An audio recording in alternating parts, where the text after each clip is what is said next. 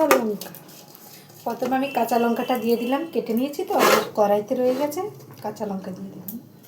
এবারে ছোটো মাছটা দিয়ে দেবো। আমি এই মাছটাকে কিন্তু ভাজি রান্না করি না কখনো।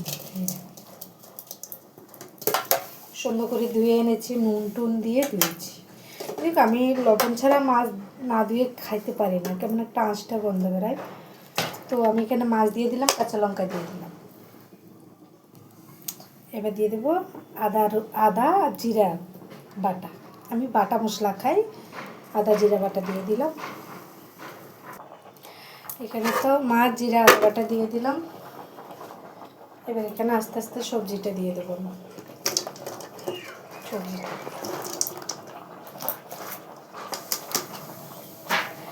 এখানে টমেটো, বেগুন, আলু, পেঁয়াজ সব দিয়ে দিলাম।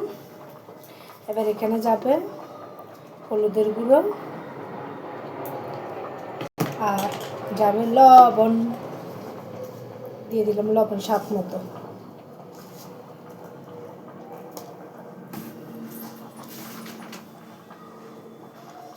আর দিয়ে দেবো সাদা তেল। হয়ে গেল সাদা তেল। এবার আমি হাতে ভালো করে মাখাবো, হাতের জাদু দেবো। এবার এই মাছটাকে এভাবে মেখে ঝুঁকে যদি বসিয়ে রান্না করতে পারো, সত্যি বলছি গাইস, খুব দারুণ লাগে মাছটা। এবার হাতের সাহায্য আমি একদম মাখো মাখো করে নিচ্ছি। হ্যাঁ, মাছটা কম দেখা যাচ্ছে সবজির জন্য। সবজিটা তো সিদ্ধ হয়ে গেল, কম হয়ে যাবে। বেগুনটা তো সিদ্ধ হয়ে গেল, অল্প একটুখানি হয়ে যাবে। তো আমি মেখে নিচ্ছি। যত ভালো করে মাখাবো, একে অপরের সাথে একদম ভালো করে ওরা মিশে যাবে। আমি পাশে ভাত বসিয়ে দিয়েছি, ভাত হয়ে গেল। এবার এই যে কি সুন্দর একটা স্মেল আসছে বন্ধুরা, কি সুন্দর গন্ধ আসছে। আমি শুকিয়ে নিচ্ছি, সুন্দর একটা মানে গন্ধ। তো আমার মাখা হয়ে গেল, সুন্দর করে মাখা হয়ে গেল। এবার আমি শিলে মশলা করেছি, ওই শিল দেওয়া জলটা আমি একটু দিয়ে দেবো। শিল দেওয়া জলটা দিয়ে দিলাম। এবার আমি মেখে ঝুঁকে উনানে বসিয়ে দেবো। তো এখানে আমি আর একটু জল দিয়ে দিলাম, জল দিয়ে মেখে আবার ইয়ে করে দিলাম। এবার আমি গ্যাসটা জ্বালিয়ে দেবো।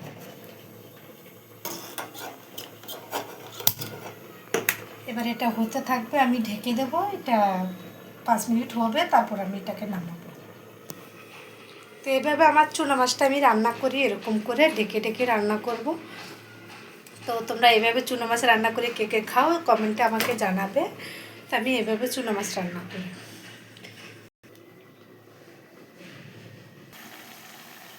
দেখো তরকারিটা হয়ে গেছে, চুনা মাছটা। এবার আমি ধনে পাতা দিয়ে দেবো।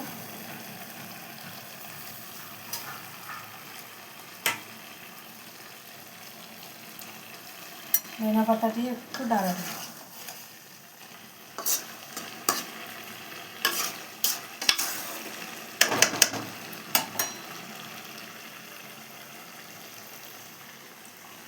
কালারটা অসাধারণ কালার হচ্ছে, আর দেখতে খুব লোভনীয় লাগছে।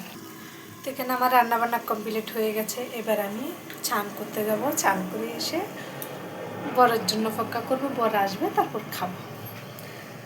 তো আমার রান্না কেমন লাগছে তোমরা কমেন্টে জানাবে। আর ভালো লাগলে লাইক কমেন্ট শেয়ার করতে ভুলবে না। আর আমার পাশে থাকবে, আমাকে বেশি বেশি করে ভালোবাসা দেবে, আর আমার থেকেও ভালোবাসা নিয়ে যাবে। টাটা।